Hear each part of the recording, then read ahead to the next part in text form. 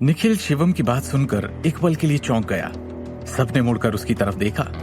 सब उसे ऐसे देख रहे थे कि वो अब क्या जवाब देने वाला है। निखिल ये स्टेटमेंट एक्सपेक्ट नहीं कर रहा था, इसलिए वो थोड़ा घबरा गया।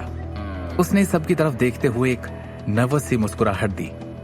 टेबल पर अचानक खामोशी छा गई थी, एक ऑकवर्ड साइलेंस। शिवम का निखिल पर किया गया ये सवाल सबको चौकन्ना कर गया। उसकी हिम्मत देख मुकुल को गुस्सा आ गया, पर अपने गुस्से को दबाते हुए उसने पूछा, शिवम भाई, तुम कहना क्या चाहते हो? जरा बात थोड़ा सोच समझ कर मुंह से निकाला करो। हैं और जिस बारे में तुम्हें पता नहीं, इस बारे में अपना मुंह बंद रखोगे तो ज्यादा बेहतर होगा। भाई, एक फूड ट्रक चलाने वाला जिसने स्टार रियल एस्टेट कंपनी के बारे में सुना भी नहीं होगा। शिवम ने कहा, नहीं, मैंने तो बस क्यूरोसिटी में पूछा, क्योंकि अगर निखिल वाकई में स्टार रियल एस्टेट कंपनी का जनरल मैनेजर है तो उसने वाटर गार्डन टाउनशिप में सबसे सस्ता फ्लैट क्यों खरीदा? मुकुल ने टेबल पर एक हाथ दे मारा। क्या कहा तुमने मेरे दामाद पर सबसे सस्ता घर खरीदने का आरोप लगाने की हिम्मत कैसे की? नकारा दामाद तुम हो, 1 लाख खर्च करने की औकात नहीं है तुम्हारी। सब लोग मुकुल का गुस्सा देखकर पत्थर से हो गए। सबकी शक्ल पर डर और हैरानी के एक्सप्रेशन थे। शिवम ने आज दोपहर ही स्टार रियल एस्टेट कंपनी के जनरल मैनेजर अविनाश नारायण से मुलाकात की थी, तो एक और महाप्रबंधक अचानक कहां से कैसे प्रकट हो सकता है? कुछ लोगों में क्षमता नहीं होती, फिर भी वो दूसरे लोगों को ईर्ष्या भरी निगाहों से देखते हैं। मुकुल ने शिवम की ओर देखते हुए कहा, शिवम गांधी नाम है ना तुम्हारा? भाई, मुझे समझ नहीं आ रहा कि तुम्हारे जैसा बेकार आदमी किसी का दामाद कैसे बन गया। जैसे कि इतना काफी नहीं था, अपनी पत्नी के सामने इज्जत कमाने की तुम्हारी काबिलियत नहीं है, और ना घर खरीदने के लिए पैसे। तुम तो बस एक जोक हो जो अपनी पत्नी की मेहनत पे जीता है। तुम जैसे लोगों से बात करने का मतलब है अपनी हैसियत से नीचे गिरना। शिवम ने मुकुल को इग्नोर करते हुए निखिल से पूछा, मैं कंफ्यूज हूं, प्लीज लेट मी नो, आपकी अभी की स्थिति क्या है? शिवम चुप रहो, सिमी ने गुस्से से कहा। पैसों की बात आए तो शिवम और निखिल के बीच जमीन आसमान का अंतर था, तो शिवम का ये सब बोलने का मतलब क्या बनता था? नहीं, उसे बोलने दो, मैं सुनना चाहता हूं कि ये साबित क्या करना चाहता है। मुकुल ने कहा। क्या हुआ? कहने के लिए कुछ बचा नहीं? निखिल ने शिवम का मजाक उड़ाया। क्या आपने कभी खुद को देखा है? एक घर जमाई होने के अलावा आपकी पहचान क्या है? क्या आप जानते हैं कि आपकी उम्र के आदमी को किस ब्रांड के कपड़े पहनने चाहिए? क्या आप जानते हैं कि किस तरह की घड़ी आपके कपड़ों के साथ मैच करेगी? क्या आपको ये आइडिया है कि आपको किस तरह की कार चलानी चाहिए? तुम्हारे लुक्स और पर्सनैलिटी में तो कुछ है नहीं। मैंने जो बात बोली वो तुम्हें जिब्रिश लग रही होगी। मेरे जैसे एजुकेटेड भी तुम नहीं हो, निखिल ने निर्दयता से कहा, जैसे वो किसी सड़क छाप इंसान से बात कर रहा हो। समझ सकता हूं मैं कैसा फील कर रहे हैं आप। आपके जैसा कम कमाने वाला कोई आदमी मुझे शब्दों से हराने के बारे में कैसे सोच सकता है? मैं आपसे हर मायने में बेटर हूं, एक्सेप्ट कर लो। निखिल ने अपना सिर हिलाया और व्याख्याता के स्वर में बोला। शिवम ने मुस्कुराते हुए जवाब दिया, वो सब तो ठीक है, लेकिन आप जो इस बात पर अड़े हुए हैं कि आप स्टार रियल एस्टेट के जनरल मैनेजर हैं, मैं ये जानना चाहता हूं कि ये बात अविनाश नारायण को पता है? अविनाश नारायण? तुम अविनाश नारायण को कैसे जानते हो? निखिल का चेहरा क्रोध और शर्म से भरा था। भाई निखिल बेटा, ये कौन है ये अविनाश नारायण? मुकुल ने पूछा। निखिल के बदले हाव भाव को उसने भी नोटिस कर लिया था। हाँ, वो अविनाश नारायण। निखिल का चेहरा शर्म और गुस्से से भरा था। उसे समझ नहीं आ रहा था कि कहे भी तो क्या। वो ये नहीं कह सकता था कि Avinash Narayan star real estate का जनरल मैनेजर है, क्योंकि ये कहना खुद के मुंह पर थप्पड़ मारने जैसा था।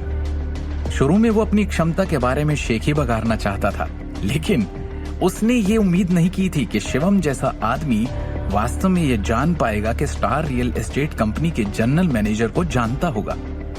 पर अगले ही पल उसने सोचा कि क्या हुआ अगर शिवम अविनाश नारायण को महज जानता भर है। ताकत दिखाने की बात आए तो अब भी निखिल का पलड़ा उस बेवकूफ शिवम से भारी है। अविनाश नारायण मेरे बॉस हैं, स्टार रियल एस्टेट कंपनी के इंचार्ज जनरल मैनेजर। सिमी मुस्कुराई और तुरंत समझ गई कि क्या चल रहा है। उसने कहा, ओहो, पर बेटा तुम तो कह रहे थे कि स्टार रियल एस्टेट के जनरल मैनेजर तुम हो। हाँ, तो मैंने झूठ थोड़ी कहा, मैं स्टार रियल एस्टेट कंपनी का जनरल मैनेजर हूँ। निखिल ने खुद को थोड़ा कंट्रोल किया और सबको समझाने की कोशिश में उसने कहा, मैं स्टार रियल एस्टेट कंपनी की नॉर्थ सिटी ब्रांच का जनरल मैनेजर हूँ। दरअसल सच्चाई ये थी कि वो इस कंपनी के सिर्फ एक ब्रांच का मैनेजर था। वो तो बस अपने सास ससुर के सामने एक अच्छी छवि बनाना चाहता था और दृष्टि को नीचा दिखाना चाहता था। हाँ, तो निखिल ठीक कह रहा है ना भाई, वो एक ब्रांच कंपनी का जनरल मैनेजर है, इसमें क्या गलत है। मुकुल ने कहा, शिवम तुम्हें क्या लगता है पोस्ट वाली बात का बतंगड़ बनाकर तुम निखिल को नीचा दिखा सकते हो सिर्फ इसलिए कि तुम उसकी कंपनी के इंचार्ज का नाम जानते हो? तो चलो जरा ताकत की बात कर लेते हैं? मुकुल ने व्यंग्यात्मक रूप से कहा, निखिल के पास बहुत पैसे हैं, उसके पास एक नाम है, रुतबा है, ये सब नकली नहीं है। भले ही वो मुख्य कंपनी का जनरल मैनेजर ना हो, इतनी बड़ी कंपनी की नॉर्थ सिटी ब्रांच का तो है ना भाई, ये क्या छोटी बात है? मैं समझ गया तुम क्या करना चाह रहे हो। कहीं से कंपनी के जनरल मैनेजर का नाम पता चल गया तो खुद को बहुत काबिल और जानकार साबित करना चाहते हो, है ना? मुकुल ने ठंडे मुस्कान के साथ कहा। सिमी ने बात करना बंद कर दिया और शिवम को ठंड से देखा। अब मैं जरा क्यूरियस हूं, तुम बात तो ऐसे कर रहे हो जैसे हमारे जनरल मैनेजर को काफी करीब से जानते हो। निखिल अपने होश में आया और शिवम को एक उच्च और शक्तिशाली दृष्टिकोण से देखा। उसने संदेह से पूछा, तुम्हारे जैसा मामूली सा असिस्टेंट अविनाश नारायण को कैसे जानता है? अब ये मत कहना कि तुमने कहीं से एक बिजनेस कार्ड उठाया और उसे जानने का नाटक किया। आजकल युवाओं के पास खुद तो काबिलियत है नहीं, वो हमेशा सोचते हैं कि किसी ऐसे व्यक्ति को जानना बहुत अच्छा है जिसके पास काबिलियत है, फिर वो खुद काबिल होने का दावा करते हैं। मुकुल ने भी व्यंग्यात्मक ढंग से कहा, मैं अविनाश नारायण से परिचित नहीं हूं। शिवम ने शांति से कहा, पिछली बार जब मैंने वाटर गार्डन में घर खरीदा था तो उन्होंने प्रक्रियाओं में मेरी मदद की थी, ऐसे उनके बारे में पता चला। क्या ये तुम अभी भी ये कहना चाहते हो कि तुमने वाटर गार्डन में भी घर खरीदा है? मुकुल ने गर्व से मुस्कुराते हुए कहा। ये सुन के तो सच लगता है, लेकिन क्या तुम अफोर्ड कर सकते हो? क्या तुम जानते हो वाटर गार्डन में घर कितने महंगे हैं? तुम अभी भी इस बारे में शेखी बगाड़ने की कोशिश क्यों कर रहे हो भाई? निखिल ने गर्व से हंसते हुए कहा, हद कर दो यार, तुम्हें अपनी पढ़ाई करनी भी नहीं आती। ऐसे तो मत करो कि समझ आ जाए कि तुम खामियों से भरे हो। अविनाश नारायण सर हमारी कंपनी के सबसे बड़ी हायर अथॉरिटी हैं। उनकी हैसियत जानते हो? आमतौर पर बड़े बॉस मुख्य कंपनी में जाते हैं, नारायण सर केवल अपने सेक्रेटरीज को प्रक्रियाएं देने के लिए भेजते हैं। निखिल ने तिरस्कार के साथ कहा, तुम अभी भी ये कहना चाहते हो कि तुम्हारे घर खरीदने की प्रक्रिया को इतने बड़े आदमी ने संभाला, वो भी पर्सनली? तुम्हें क्या लगता है कौन हो तुम? शिवम, शांत बैठ जाओगे तो मर नहीं जाओगे तुम। बंद करो अपनी डींगे मारना। सिमी ने गुस्से से चिल्लाया। उसका चेहरा शर्म और क्रोध से लाल हो चुका था। सबकी नजर में शिवम सिर्फ एक झूठा फरेबी इंसान था जो बड़े होने के चक्कर में बस मूर्ख बनाया जा रहा था। वो जाने दीजिए सिमी भाभी जी, माफ कर दीजिए शिवम को। अरे दमाद है आपका, गुस्सा क्यों करना भाई, जवान खून है, अपनी उम्र वालों से प्रतिस्पर्धा वाली भावना आ जाती है। मुकुल ने अजीब स्वर में कहा, लेकिन शिवम बेटा ये सही नहीं है, तुम्हें अपनी हदें पता होनी चाहिए। मुकुल ने कहा, अगर तुम अपने मुंह से अपनी बड़ाई करते जाओगे तो दूसरे तुम पर हंसेंगे बस। निखिल मुस्कुराया। मुकुल ने फिर कहा, हो सकता है कि उसने वाटर गार्डन में घर खरीदा हो, ये भी हो सकता है कि जनरल मैनेजर अविनाश नारायण ने उसका ख्याल भी रखा हो। सही कहा डैड, हमने डिनर तो फिनिश कर ही लिया है, निखिल ने एक चंचल अभिव्यक्ति के साथ कहा। चलो एक साथ वाटर गार्डन चलते हैं और अपनी अपनी हैसियत, मेरा मतलब प्रॉपर्टी पर अपनी नजर डाल लेते हैं। देखते हैं शिवम ने किस तरह का फ्लैट खरीदा है और उसका ग्रेड कितना ऊंचा है। मुकुल ने भी मुस्कुराते हुए कहा, भाई निखिल का सुझाव बुरा नहीं है, इसी बहाने आप हमारा नया घर भी देख लेंगे जिसकी पार्टी हम यहां मना रहे हैं। सिमी और अखिल के चेहरे फक पड़ गए। उन्होंने शिवम को नाराजगी से देखा। इस स्थिति में वो कैसे निपटेंगे? वो जाने दीजिए ना अंकल आंटी, मॉम डैड छोड़िए ना, मुझे नहीं लगता हमें वहां जाना चाहिए। दृष्टि ने बोलने के लिए अपना मुंह खोला और खन्नास को रोकने की कोशिश की। उसका चेहरा खुद उतरा हुआ था और कहीं ना कहीं उसे डर भी था। नहीं बेटे दृष्टि, भाई मुझे तो लगता है हमें जाना चाहिए।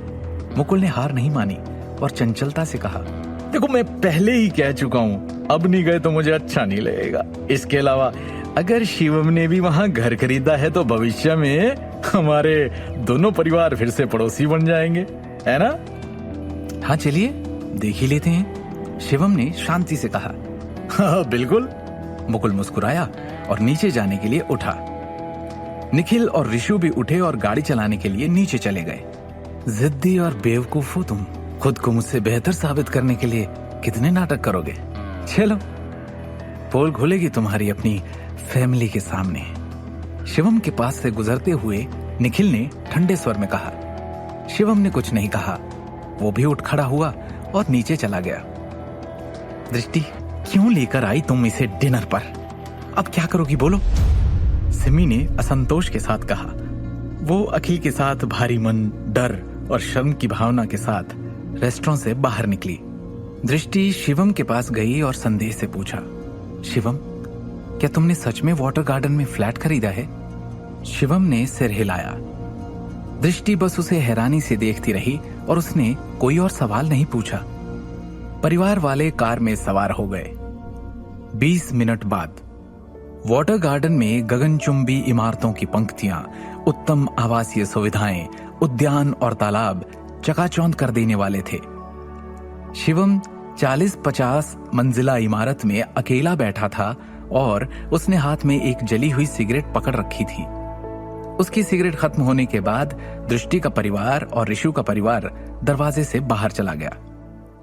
मुकुल ने खुशी से कहा, भाई साहब, भाभी जी, भाई हमारे नए घर के बारे में क्या कहूं। हमने सोना चांदी हीरे तो बहुत खरीदे, लेकिन ये अलग है। हमारा छतरपुर वाला घर 10 साल से भी अधिक पुराना है। उसका प्रति वर्ग मीटर अधिकतम 3000 में बेचा जाता शायद, लेकिन इस घर का प्रति वर्ग मूल भाई उससे कहीं ज्यादा है। सिमी और अखिल शर्मिंदा हुए जा रहे थे। सिमी को तो ऐसा लग रहा था जैसे धरती फट जाए और वो उसमें समा जाए। ये घर काफी अच्छा है, आपका दामाद सच में होनहार है भाई साहब। अखिल ने मजबूरी के साथ मुस्कुराकर कहा, अरे नहीं, दामाद तो आपका ज्यादा होनहार है। उसी ने कहा ना कि ये सबसे सस्ता घर है इस टाउनशिप में, है? मुकुल ने व्यंग्यात्मक ढंग से कहा, तो भाई साहब चलते हैं, देखें तो आपके दामाद ने कितना महंगा और कितने ऊंचे स्टार का घर खरीदा है वाटर गार्डन में। अखिल और सिमी ने एक दूसरे को डर से देखा और फिर गुस्से में शिवम को। खन्ना का परिवार काफी खुश और संतुष्ट लग रहा था। सबकी नजरें शिवम पर टिकी हुई थी। सिमी को पता था कि उनकी इससे ज्यादा बड़ी बेइज्जती जिंदगी में कभी नहीं होगी, क्योंकि वो जानती थी कि शिवम की फ्लैट खरीदने की औकात बिल्कुल भी नहीं थी।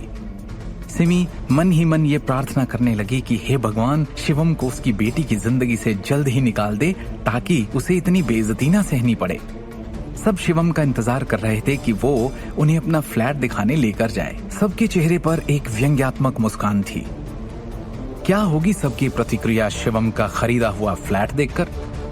क्या शिवम उन्हें अपना फ्लैट दिखाकर अपनी बेइज्जती का बदला ले पाएगा? क्या होगा जब वो अविनाश नारायण से मिलेंगे? शिवम द हिडन वॉरियर के सारे एपिसोड्स को सुनने के लिए डिस्क्रिप्शन में दी लिंक से डाउनलोड करें पॉकेट FM ऐप।